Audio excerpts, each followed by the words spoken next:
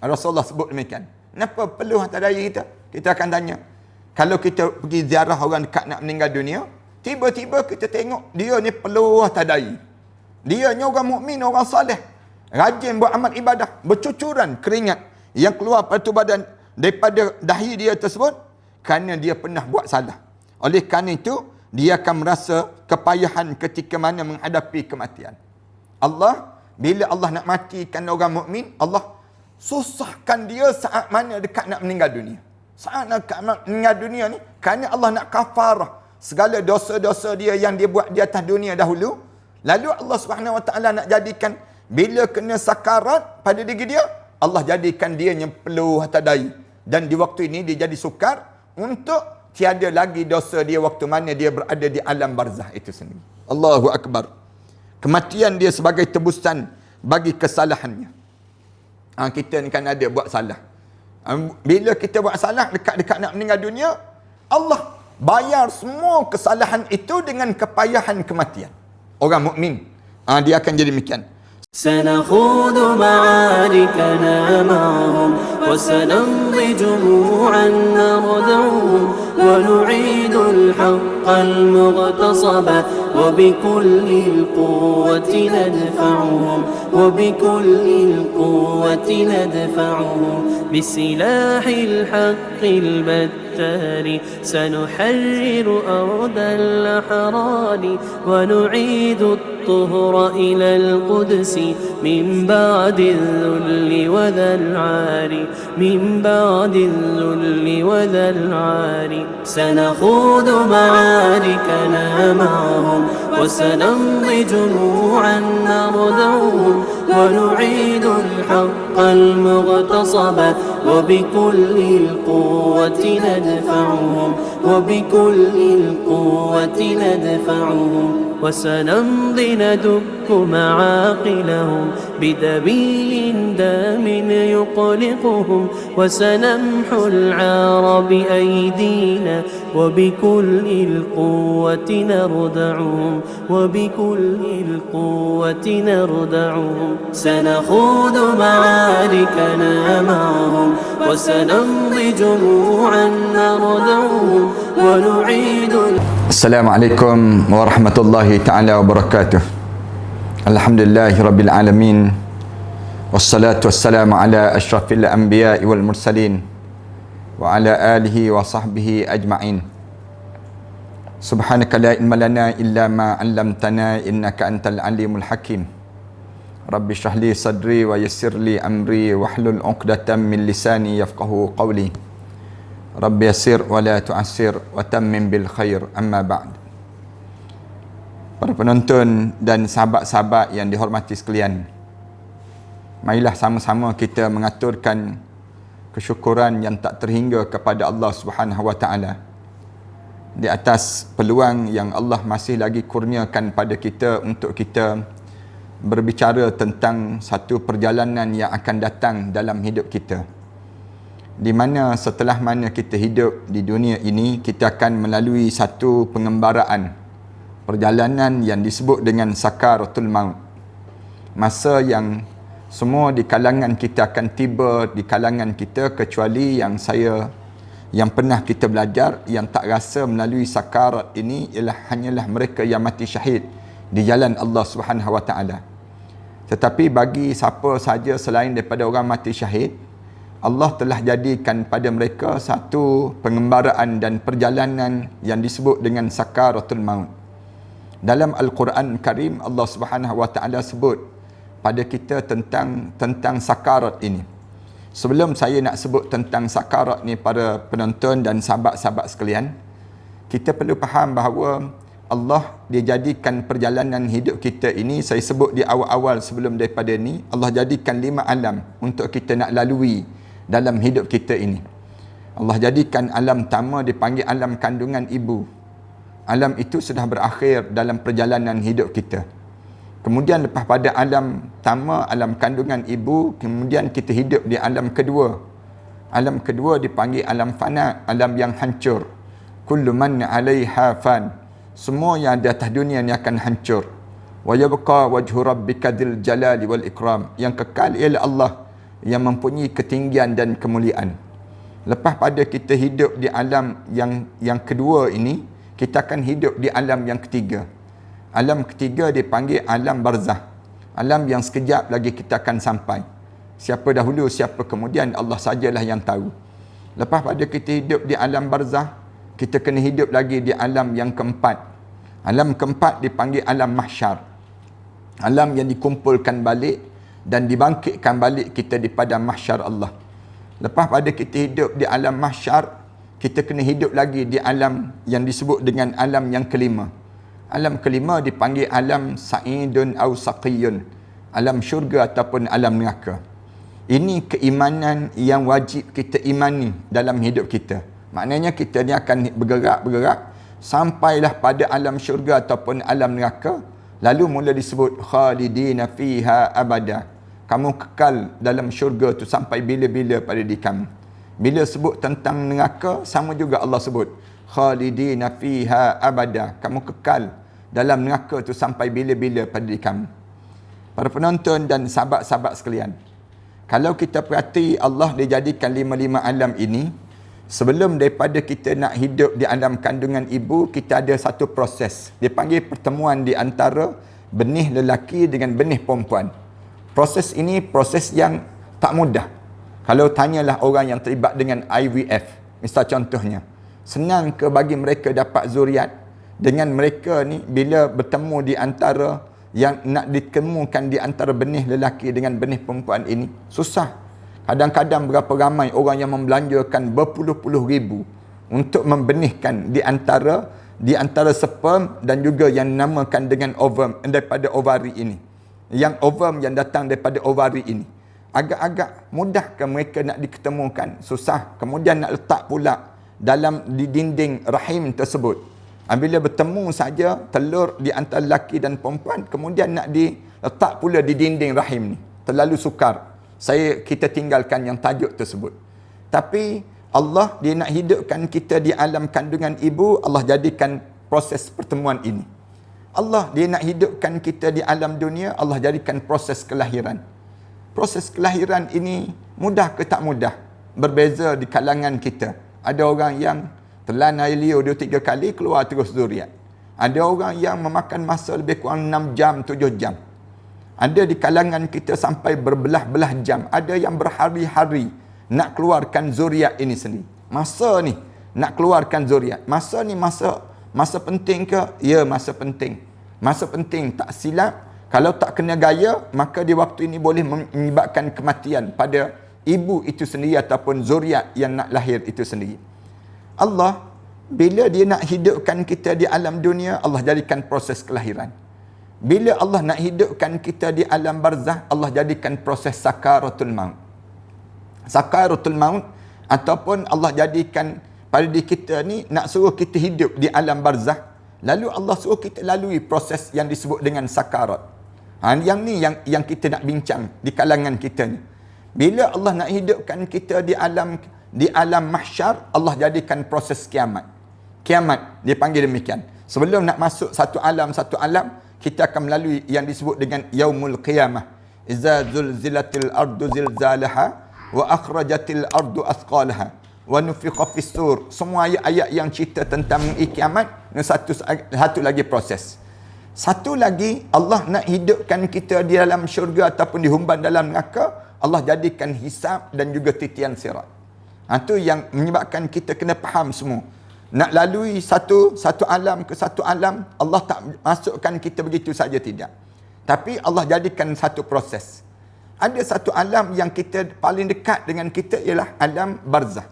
Alam barzah ni alam yang paling hampir dengan diri kita. Dan paling dekat dengan kita ni. Lepas pada kita hidup di alam dunia, dipanggil kita kena hidup di alam barzah. Sebelum kita nak sampai ke alam barzah, Allah jadikan proses yang disebut dengan sakaratul maut. Sakarat ni, yang ni Allah Subhanahu wa taala sebut dalam Al-Quran Karim. Wa ja'at sakratul maut bil haqq. Akan datang pada kamu saat sakaratul maut yang penuh dengan kebenaran.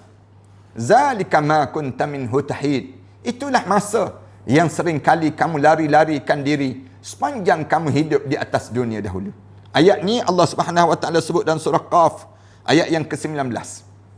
Wa ja'at sakratul maut bil haqq zalika ma kunta minhu tahid. Telah datang saat sakaratul maut yang penuh dengan kebenaran. Inilah masa yang sering kali kamu lari-larikan diri sepanjang kamu hidup di atas dunia. Hidup di atas dunia ni lagi daripada apa? Lagi daripada LHDN, mengarut je. Lagi daripada COVID-19, tak, bukan. Lagi daripada ta'un, lagi daripada penyakit ni, kamu lagi daripada orang tertentu, kamu lagi hidup kamu, tak, kamu lagi daripada apa? Lagi daripada jangan bagi mati je. Tanyalah orang jogging tiap-tiap pagi tersebut. Orang jogging tiap-tiap pagi tu, waktu mana mereka jogging tersebut, kita tanya pada mereka, kamu lagi daripada apa? Dia mesti jawab, lagi daripada malaikat maut, disebut demikian. Tanyalah orang yang makan ubat setiap pagi tersebut. Setiap hari itu segenggam ubat yang dimakan. Kalau kita tanya pada mereka, kamu makan ubat banyak-banyak ni kenapa? Dia akan jawab, agar lambat mati sikit ustaz. Hidup ni, qul innal mautal ladzi tafirruna minhu fa innahu mulaqikum. Katakanlah wahai Muhammad, kalau sekiranya ada di kalangan umat manusia tersebut yang cuba melarikan diri daripada kematian, fa innahu mulaqikum. Mati itu akan mendapatkan kamu dan mengejar kamu. Summa turadduna ila alimil ghaibi wasyahadah.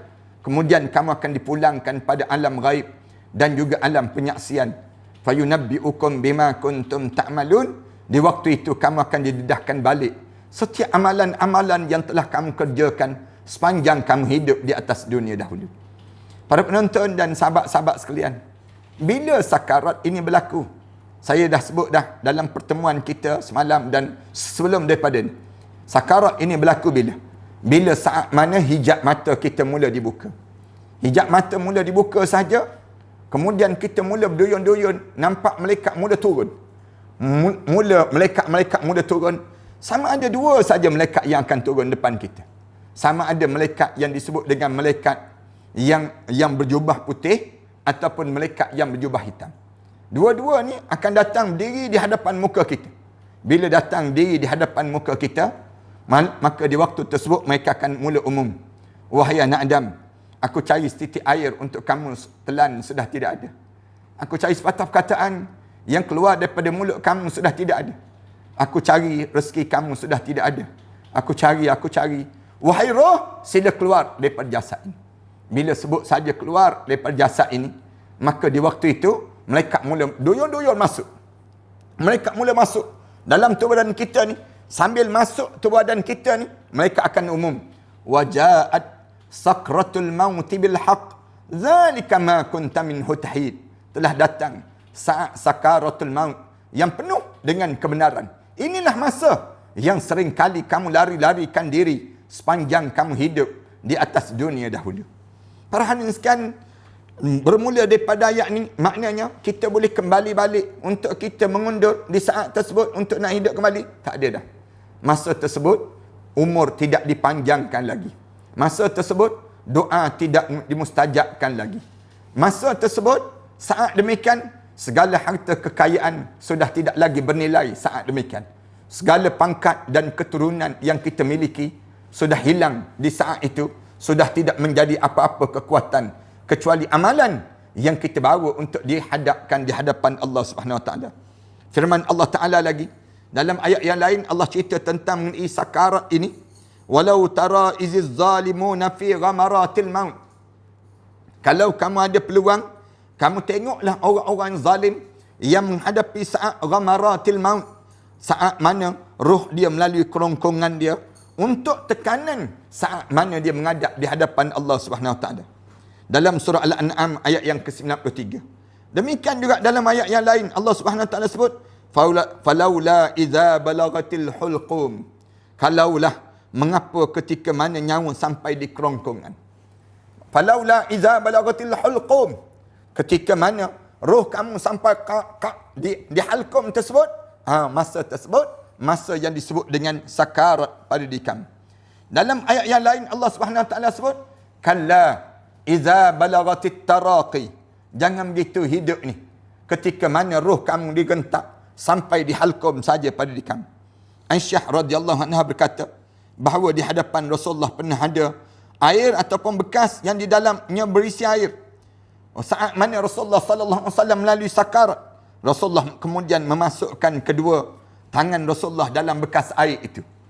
Dengan kedua tangan itu, Rasulullah ambil tangan Rasulullah, Rasulullah mula usap tangan Rasulullah di wajah Rasulullah sambil Rasulullah sebut, La ilaha illa anta, tidak ada Tuhan melainkan kamu.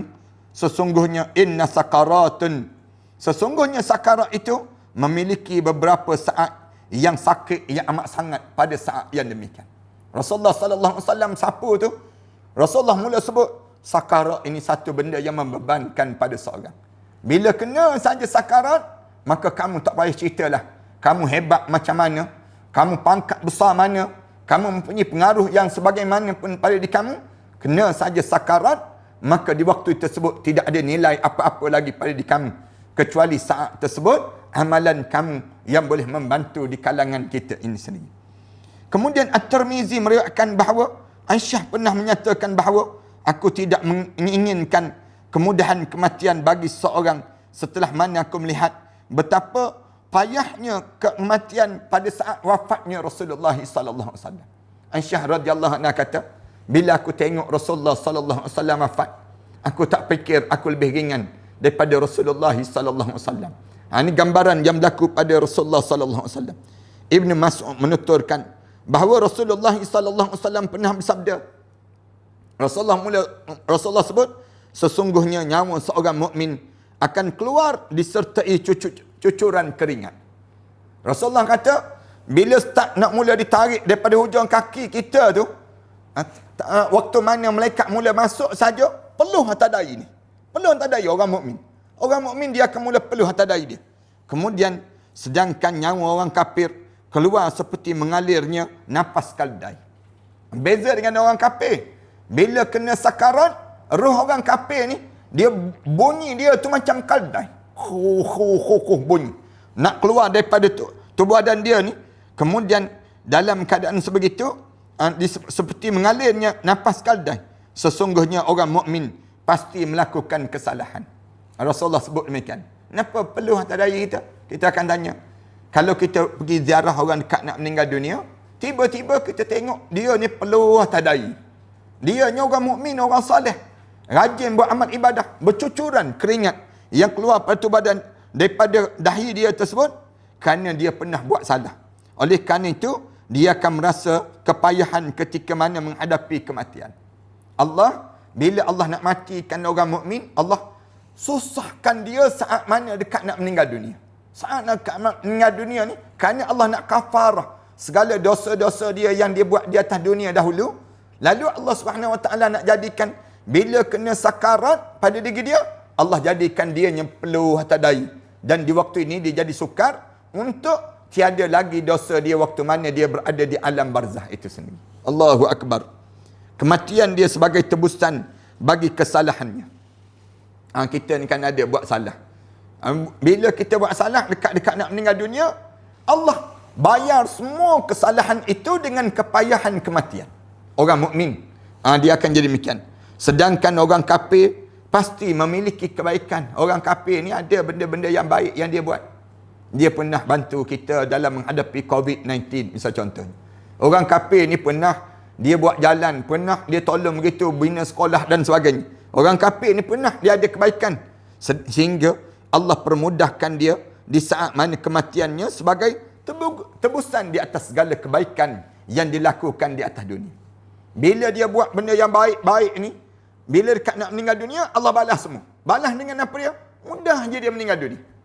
Bila dia mudah roh dia tu keluar dalam keadaan kita tengok, senang je orang kafir ni. Kenapa pula dengan orang mukmin nampak payahnya menggeliat-geliat macam tu dan sebagainya. Kadang-kadang sukar ni naik nafas turun naik orang mukmin ni, kita kata kan dia rajin baca Quran kan, dia ni sentiasa puasa sunat kan, tapi kenapa jadi macam ni pada diri dia? Kita jawab, Allah dia nak balas pada orang kafir segala kebaikan orang kafir ni dekat dengan mati. Bila dekat sakarat, orang kafir dapat balasan. Ringan je. Kita tengok pelik orang kafir, dia siap lambai tangan macam dalam drama swasta. Lambai tangan, siap lambai tangan, mati tu orang kafir. Kita kata Allah husnul khatimah kot, kita sebut demikian. Tak, bukan husnul khatimah. Sebenarnya Allah jadikan pada orang mukmin ni, dekat nak meninggal dunia, Allah jadikan ujian. Ujian apa dia? Ujian yang kita tak boleh nak bayang. Macam kita kata, kenapa ada orang-orang yang sujud pada Allah kena COVID-19 juga? Kenapa ada orang yang soleh-soleh sebegini berzikir pada Allah, tiba-tiba dia kena juga demikian? Kita sebut demikian. Jawabnya kerana Allah nak kafarah dosa dia saat mana penghujung nyawa dia. Kalau penghujung nyawa lah, kalau Allah nak jadikan dia ni baik, Allah bersihkan semua, dia keluar daripada COVID-19 itu sebagaimana dia baru lahir daripada perut ibu dia ni sendiri. Ni nak sebutnya tak ada dosanya pada dia. Tapi orang kafir, orang yang tak beriman pada Allah, kenapa Allah jadikan mudah je pada dia? Kita kata senang je orang kafir dia mati. Tak, Allah jadikan kemudahan itu untuk menjadikan membalas segala kebaikan yang dia buat atas dunia, dibalas waktu mana sakarat yang berlaku pada diri dia ni sendiri. Ad-Dainuri dalam Al-Mujalasah menuturkan firman Allah Ta'ala daripada Wahib Ibnu Al-Ward, sesungguhnya aku tidak akan mengeluarkan seorang daripada dunia. Allah Subhanahu Wa Ta'ala sebut dalam kata-kata Allah, aku tidak akan mengeluarkan seorang daripada dunia sementara aku menyayanginya sehingga aku menebus setiap kesalahan yang telah dilakukannya dengan rasa sakit pada tubuh badannya. Allah Subhanahu Wa Ta'ala sebut, aku yakni Allah tak akan keluarkan seorang itu daripada dunia di saat mana dia sedang ada dosa, sehingga kan aku lepaskan semua dosa-dosa dia. Macam mana cara nak lepaskan dosa dia? Aku sakitkan dia dekat dengan sakarat itu, kemuncak pada dia. Aku sakit sesakit-sakit sungguh pada dia melalui sakarat pada tubuh badan dia.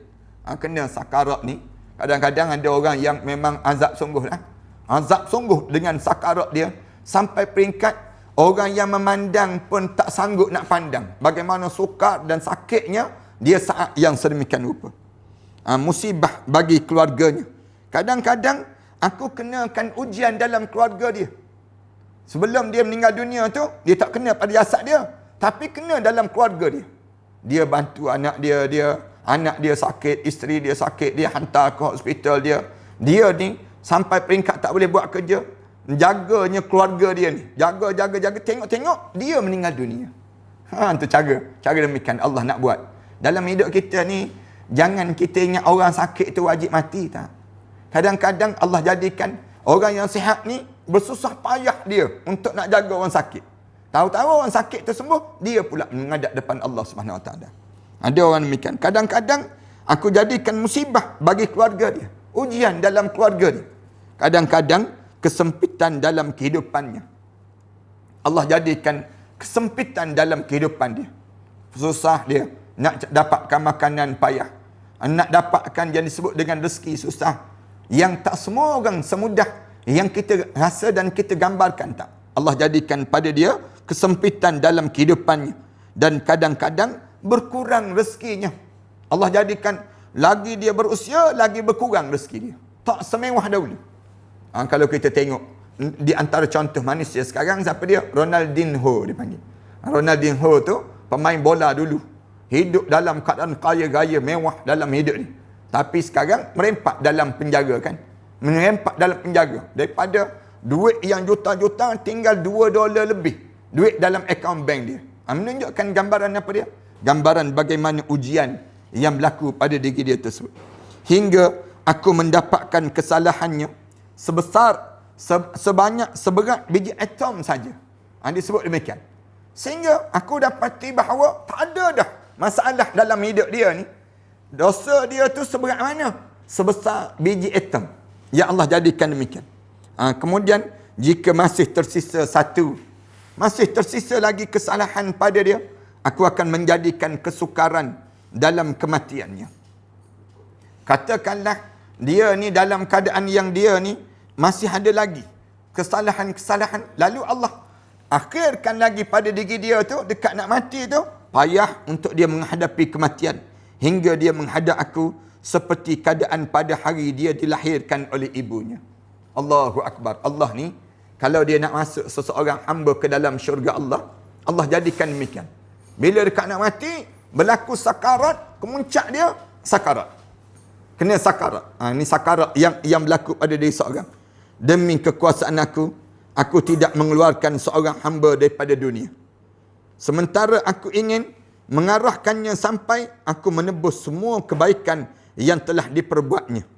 Katanya Allah Subhanahu Wa Taala. Aku ingin mengazabnya sampai aku menebus semua kebaikan yang telah diperbuatnya dengan kesihatan pada tubuh badannya. Ada orang yang Allah nak masukkan dalam neraka, tapi dia ada buat benda yang baik. Dia buat benda-benda yang baik atas dunia. Allah tak akan biarkan dia mati dengan pahala-pahala baik itu. Dengan kebaikan-kebaikan dia itu tak. Allah balas terus di dunia ni. Allah balas kebaikan-kebaikan dia dengan kesihatan pada tubuh badannya. Sihat tubuh badan dia. Kemudian keluasan rezekinya. Duit itu banyak. Cucuk duit dalam bank keluar. Cucuk keluar. Cucuk keluar. Ini senang ceritanya. Duit rezeki dia banyak. Harta benda dia banyak. Rezeki keluarga dia banyak.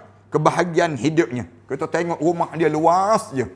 Kadang-kadang kita tengok tu bahagia ke orang ni. Bahagia ke orang ni. Tak, sebenarnya bukan. Orang ni Allah sengaja balas. Balas. Dia tak semayang. Dia tak tutup aurat. Dia berjudi. Dia minum arak. Tapi dia Islam. Tapi, ataupun dia ni buat benda-benda yang dilarang oleh Allah. Berzina dan sebagainya. Tapi tak kena. Dalam hidup dia yang disebut dengan ujian, sakit, sifilis, COVID-19, tak ada pada diri dia. Tak kena pada diri dia. Kebahagiaan hidupnya dan keamanan dirinya, dan dia ni jadi aman dalam hidup dia. Allah bagi pada diri dia, naik kedudukan dia, gaji berpuluh-puluh ribu, beratus ribu dalam hidup dia ni sendiri. Sehingga aku mendapat kebaikannya seberat sebiji atom saja. Sehingga aku tengok berat dia tu sehalus macam berterbangan begitu. Kemudian ada lagi, jika masih ada suatu kebaikan yang tersisa padanya, aku akan memudahkan kematiannya. Kalau ada lagi, Allah mudah mati dia. Allah mudah kematian dia hingga dia menghadap padaku seperti saat dia dalam keadaan tidak memiliki kebaikan apa-apa pun yang dijadikan alat pelindung dirinya daripada dihumban ke dalam neraka Allah SWT. Sehingga bila dia masuk dalam kubur, tak ada lagi amalan-amalan baik dia yang boleh tolong dia untuk menyelamatkan dia di dalam kubur tersebut. Masuk dalam kubur tengok, habis dah. Habis. Allah dah balas semua dah di dunia. Bila Allah balas dah semua di dunia, sehingga kan saat mana dia dalam kubur tersebut, didapati bahawa tidak ada lagi kebaikan-kebaikan yang tersisa untuk dia bawa masuk dalam kubur, untuk dia sebut kepada malaikat. Malaikat, aku pernah bersedekah. Malaikat, aku pernah bagi begini. Malaikat, aku pernah tolong agama Allah begini. Tak ada dah. Bila masuk dalam kubur, saat tersebut tidak ada lagi amalan-amalan yang baik yang dia buat di atas dunia yang dibalas oleh Allah. Kemuncak Allah balas bila kena sakaratul maut. Sakaratul maut itu sendiri. Ini di antara perkara yang diceritakan pada kita. Zaid ibn Aslam berkata, jika masih ada suatu dosa pada diri seorang mukmin yang tidak tersentuh oleh amalannya. Mana-mana orang mukmin yang ada dosa yang tidak disentuh oleh amalannya. Maksudnya, amalannya tak mampu mengkafarah dosa dia. Kan dalam Islam ni, innal hasanatu yuzhibnas sayyi'at. Bila kita buat benda yang baik, dia menghapus benda-benda yang buruk. Menghapus benda-benda yang buruk yang sebelum daripada ni. Katakanlah mata kita ni terpandang benda-benda yang tak baik. Kita pun ambil wuduk. Pergi ambil wuduk, hapuslah dosa kita, pandangan mata yang tak baik tadi. Kadang-kadang dalam hidup kita ni, kita pernah dengar benda-benda yang tak baik. Benda-benda yang lara dan sebagainya. Kita pun, bila kita bersedekah, habislah pendengaran kita tadi. Dosa kita. Tapi ada benda-benda yang dipanggil kotoran degil. Yang jenis kotoran degil. Tak terjejas. Kita buat benda yang baik pun, tak ada juga keadaan yang berlaku pada diri dia dipanggil demikian. Orang yang tidak tersentuh oleh amalannya, maka disukarkan baginya kematian supaya dengan sakaratul maut dan kesukaran itu dapat mencapai darjat syurga di sisi Allah Subhanahu Wa Taala. Allah hujungkan bila Allah jadi susahkan dia bila dekat dengan sakaratul maut. Saya nak sebutlah, kalau kita belajarlah di antara kesukaran dekat nak mati ni apa dia? Bila kita buat dosa pada mak ayah kita. Bila kalian buat dosa pada mak ayah, memang sukar. Susah nak menghadap di hadapan Allah. Berhati-hatilah, saya nak sebut, pada anak-anak lelaki terutama. Jangan sekali-kali singgung hati mak ayah. Jangan biarkan kata-kata kita ni menyebabkan gugur air mata ibu kita terhadap perangai dan kata-kata mulut kita. ataupun perbuatan kita. Antara perkara yang menyukarkan kematian pada seorang ialah bila seorang tak pandai nak jaga hati mak dan ayah mereka. Mak mereka, ayah mereka, mak mertua dan ayah mertua. Dan mak saudara. Bagi orang lelaki lah. Bagi orang perempuan, perkara yang paling menyukarkan kalian untuk menghadap depan Allah, kata-kata kalian terhadap suami kalian. Mulut kalian yang tak pandai nak jaga. Bila kalian tak pandai nak jaga terhadap dengan suami kalian, di saat mana kalian nak menghadap depan Allah, memang melalui saat yang paling sukar. Saat yang paling sukar bila melalui sakarat. Kerana apa dia? Hati suami tersinggung. Hati suami ni tersinggung. Ni musim-musim PKP ni, ramai duk berkelahi kat rumah ni, dia panggil. Dia sebelum daripada ni berkelahi melalui SMS, berkelahi melalui WhatsApp. Bila SMS dan WhatsApp dah kita letak dah kat rumah, sekarang duk kat rumah semua. Berkelahi kat rumah pula. Yang berkelahi juga di kalangan kita ni, sehingga kan tersinggung hati. Ramai mana yang dah tidur kat berbeza-beza. Suami tidur tempat yang terasing, isteri pula tidur yang tempat yang terasing. Punca apa? Punca saling sakit, menyakitkan. Kalian tak rasa sekarang. Tapi tunggu kalian. Saat mana kalian kena sakaratul maut, kalian akan rasa penyesalan yang tak habis dalam hidup seorang tersebut. Jaga, saya nak pesan semua di kalangan kita jangan begitu. Orang lelaki tolong jaga hati mak ayah. Mak ayah kita kan, pelik kita ni orang lelaki. Orang lelaki ni ramai mana yang dia sibuk jaga hati isteri dia lebih daripada jaga hati mak dan ayah dia. Pelik di kalangan kita. Orang kita ni, dia rela menipu mak ayah dia. Dia rela menyinggung hati mak ayah. Semata-mata nak jaga hati isteri. Ramai mana ibu-ibu yang datang mengadu pada saya. Cerita pada saya, anak saya ustaz, dia belum kahwin je. Dah lepas kahwin, dia tak jaga-jaga dah saya ustaz. Belum kahwin betul dia nak jaga saya. Lepas pada dia kahwin, dia jaga isteri dia, jaga anak-anak dia. Dia sibuk bawa anak-anak isteri dia melancong dan sebagainya, bagi hadiah pada isteri dia. Pada saya sendiri, dia tak pernah buat perkara yang sama untuk demikian dalam hidupnya. Tengok orang lelaki, berapa ramai di kalangan kita yang menjadi suami orang, sibuk nak jaga isteri. Bagi hadiah pada isteri bukan main lagi mewah. Bagi hadiah pada yang disebut dengan anak-anak dia, bukan main lagi hebat. Tapi untuk mak ayah dia, mak mentua dia, ayah mentua dia, mak saudara dia, dia biarkan begitu saja. Bila dekat nak meninggal dunia, disebut. Di saat itu kalau ada lagi amalan yang menyebabkan dia ni ada amalan yang tidak tersentuh dengan amalan-amalan dia, tak terhabis, lalu Allah sukarkan dia menghadapi untuk mencapai darjat sakarat dan kesulitan itu dia dapat mencapai darjat syurga di sisi Allah Subhanahu Wa Taala. Bila dia ni payah sungguh, terhapus dosa dia. Datang ibu dia sebut, saya redalah ustaz. Saya redalah ya Allah, anak saya ni ya Allah. Ibu dia tengok anak dia dalam keadaan sukar, dia angkat tangan, ya Allah, ampunkanlah dosa anak aku ni terhadap aku ni ya Allah. Kamu jangan begini. Mak kita sebut saja begitu, terlepas terus roh kita masuk dalam syurga Allah Subhanahu Wa Taala. Demikian juga isteri. Bila dekat nak meninggal dunia tu, jadi susah, jadi sukar pada diri dia. Kerana saat dia hidup atas dunia, dia menyinggung hati suami dia, menyakitkan hati suami dia. Bila dekat nak meninggal dunia, dia jadi payah. Isteri menjadi payah. Suami dia tak reda. Katalah suami tak reda. Tiba-tiba suami datang, suami pegang atas dahi dia, kucuk dahi isteri dia, sebut, ya Allah, aku redalah pada seorang perempuan ini yang telah menjadi isteri dalam hidup aku. Di saat itu, roh kita pun melayang keluar dalam keadaan tempat kita dalam syurga Allah Subhanahu Wa Taala.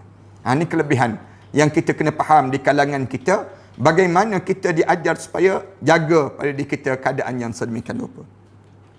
Sesungguhnya orang kafir itu, jika telah berbuat baik di dunia ini, maka akan dimudahkan kematian. Orang kafir ni, kalau ada amalan-amalan yang baik yang dia buat dekat dengan sakarat dia tersebut, dimudahkan kematian dia untuk menebus pahala kebaikan dia di dunia dan seterusnya berjalan menuju terus ke neraka Allah Subhanahu Wa Taala. Na'udzubillah min dzalik. Dekat nak mati tu, Allah mudah. Kita kata, pelik dia ni. Semayang pun tidak, puasa pun tidak, hidup minum arak, makan babi pula. Bukan babi, kelawar-kelawar pun makan. Kemudian dengan apa dia? Dengan tenggiling pun makan. Datang pula daripada Wuhan, misal contohnya. Kita nak sebutnya, gambaran jahatnya, keadaan yang berlaku pada mereka tersebut, tiba-tiba dekat nak mati mudah pula kita sebut. Pelik sungguh kita sebut demikian. Tak, sebenarnya Allah mudah dekat nak mati itu nak balas yang baik yang pernah dia buat atas dunia. Bila masuk dalam kubur, masuk neraka terus. Na'udzubillah min dzalik. Start daripada situ tak ada dah peluang rehat. Tak ada peluang rehat. Tak ada kata, oh rehat kejap lah, lama dah kena azab ni. Tak. Setiap masa, setiap ketika sentiasa diazab dan diazab di saat yang sedemikian rupa. Aisyah radhiyallahu anha menuturkan bahawa Rasulullah sallallahu alaihi wasallam bersabda, sesungguhnya seorang mukmin akan diberi ganjaran atas segala sesuatu sampai penderitaan ketika menghadapi kematian. Nah, ini Rasulullah sallallahu alaihi wasallam sebut, orang mukmin diberi ganjaran atas setiap keadaan yang dilalui pada diri dia. Sampailah penderitaan waktu mana kita menghadapi kematian. Derita kadang-kadang tu orang mukmin, orang soleh dekat nak meninggal dunia, kita kata amalan apa yang dia buat ni. Ni Allah nak beratkan dia, nak susahkan dia, sehingga kan bila dia sampai habis dah segala azab-azab dia dekat nak mati tersebut, dekat nak mati itu Allah menjadikan semua balasan. Zup dia mati itu, bila roh keluar daripada jasad dia tersebut, terus tempat dia dalam syurga Allah Subhanahu Wa Taala terus. Ini Allah jadikan kelebihan pada mereka yang sedemikian rupa ini sendiri.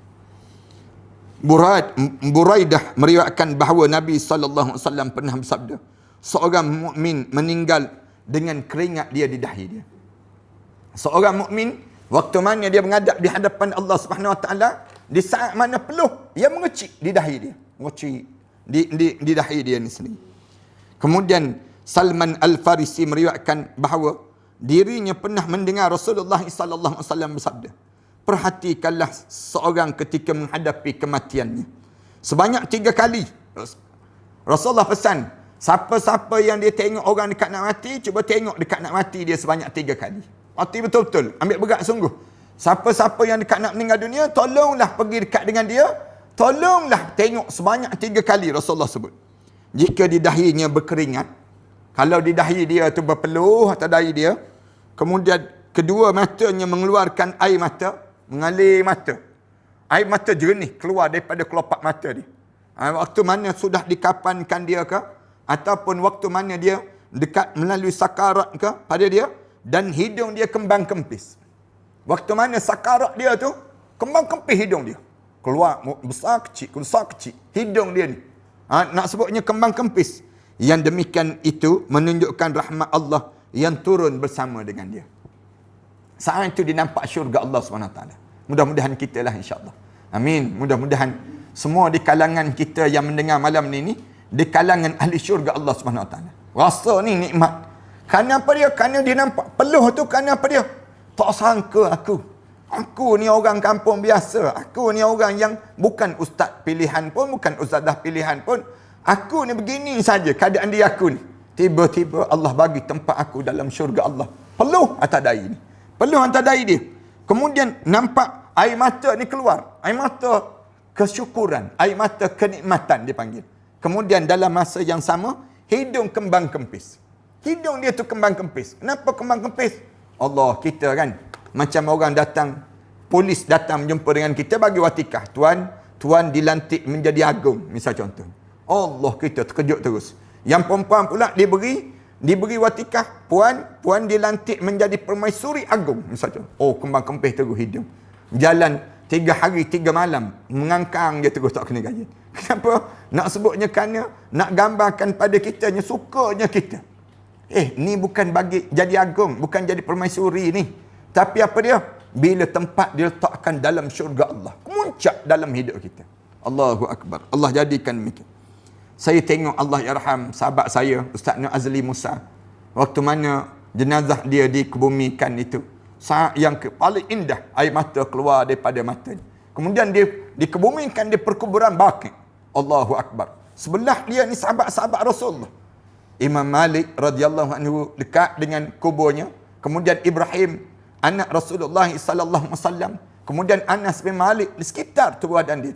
Allahu Akbar. Allah kurniakan kelebihan pada Ustaz Nur Azli Musa. Moga-moga Allah rahmati perjalanan hidup beliau. Waktu mana beliau hidup lagi di alam barzah ini sendiri. Kemudian yang demikian itu menunjukkan rahmat Allah yang turun bersamanya. Jika ia mendengkur dengan dengkuran anak unta yang sesak. Kalau kamu dengar, dia tu bunyi macam anak unta yang sesak. Wajahnya hitam kelam dan mengeluarkan buih pada di bahagian pinggir mulutnya. Yang demikian itu menunjukkan azab Allah dan azab Allah yang sedang menimpa padanya. Na'udzubillah min dzalik. Kalau bunyi bunyi, Rasulullah sallallahu alaihi wasallam sebut, kemudian wajah ni hitam legam. Wajah dia ni kemudian keluar pula buih melalui bibir dia. Tanda ahli neraka dah. Na'udzubillah min dzalik. Bahasa yang mudahnya, di antara tanda-tanda yang Allah sedang mengazab pada diri dia untuk dia dihumban ke dalam neraka Allah Subhanahu wa taala. Ni insya-Allah kita sambung pada malam yang akan datang dan pada diri kita ni dapat kebaikan bersama insya-Allah. Terima kasih di atas kesempatan yang baik pada malam yang baik ini. Insya-Allah malam besok kita sambung lagi dalam membicarakan tentang sakaratul maut. Bagaimana keadaan yang kita perlu lalui saat mana dipanggil menghadap di hadapan Allah Subhanahu wa taala. A'udzubillahi minasyaitonir rajim. Bismillahirrahmanirrahim. Alhamdulillahirabbil alamin. Wassalatu wassalamu ala asyrafil anbiya'i wal mursalin wa ala alihi wa sahbihi ajma'in. Rabbana iftah bainana wa baina qaumina bil haqq wa anta khairul fatihin. Allahumma nawwir qulubana bi nuri hidayatika kama nawwaltal arda bi nuri syamsika abadan abada bi rahmatika ya arhamar rahimin. Ya Allah, ya Tuhan kami makin menghampiri Ramadan al-Mubarak ya Allah. Saat ini negara kami masih lagi dibelenggu dengan COVID-19 ini ya Allah. Kami pohon pada kamu ya Allah, dengan Rahmanur Rahim kamu ya Allah. Kamu jauhkanlah virus yang sedang menyerang kami ini ya Allah. Kamu batalkanlah kekuatan mereka itu ya Allah. Kamu jadikanlah kekuatan kami ini mengatasi kekuatan mereka itu ya Allah. Ya Allah, kamu ampunkanlah dosa Ustazah Syahidiyah Abbas yang telah meninggal dunia pada hari ini ya Allah. Seorang ustazah yang salihah di kalangan kami ya Allah. Kamu jadikanlah kesembuhan kepada Ustaz Muhammad Ibrahim yang sedang menderita penyakit yang berada di hospital itu ya Allah. Kamu sembuhkanlah penyakit COVID-19 yang kena kepada Ustaz Muhammad Zuhdi ya Allah. Jadikanlah kesembuhan yang segera kepada hamba-hamba kamu yang saleh ini ya Allah. Ya Allah, kami pohon pada kamu ya Allah. Kamu lindungilah kami daripada penyakit-penyakit yang berbahaya ya Allah. Saat mana kami diuji dengan ujian-ujian fitnah yang banyak ini ya Allah. Jika kami tidak mampu lagi melalui saat itu ya Allah, kamu panggillah kami menghadap di hadapan kamu ya Allah. Rabbana alaika tawakkalna wa ilaika anabna wa ilaikal masir. Ya Allah, ya Tuhan kami, ampunkanlah dosa kami ini ya Allah. Dosa besar kami dan dosa kecil kami ya Allah. Dosa sengaja dan dosa yang tidak sengaja kami lakukan ya Allah. Berkatilah setiap umur-umur kami ini ya Allah. Berkatilah setiap rezeki-rezeki kami ini ya Allah. Mudahkanlah perjalanan hidup kami pada masa yang mendatang nanti ya Allah. Rabbana alaika tawakkalna wa ilaika anabna wa ilaikal masir. Rabbana atina fid dunya hasanah wa fil akhirati hasanah wa qina adzaban nar. Wa sallallahu ala Muhammad wa ala alihi wa sahbihi wa sallam. Walhamdulillahi rabbil alamin.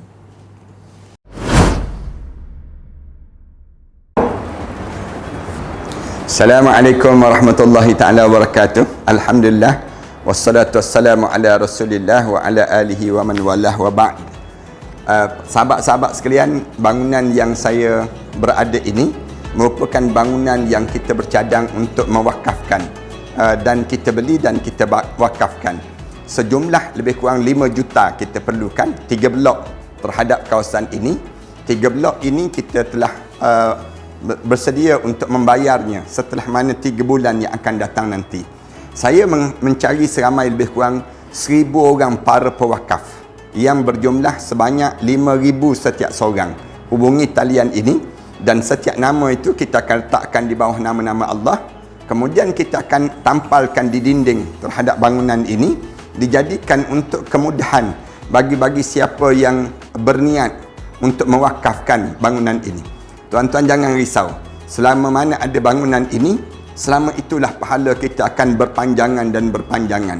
Ambillah kesempatan di saat mana kita mempunyai peluang yang Allah bagi pada diri kita ini untuk sama-sama kita menyuburkan dan mewangikan kubur-kubur arwah-arwah ayah kita, arwah ibu kita, arwah-arwah yang telah meninggal dunia. Dan tak lupa kita pun bakal arwah yang kita akan mewakafkan bangunan ini, pahala-pahala akan berpanjangan dan berterusan.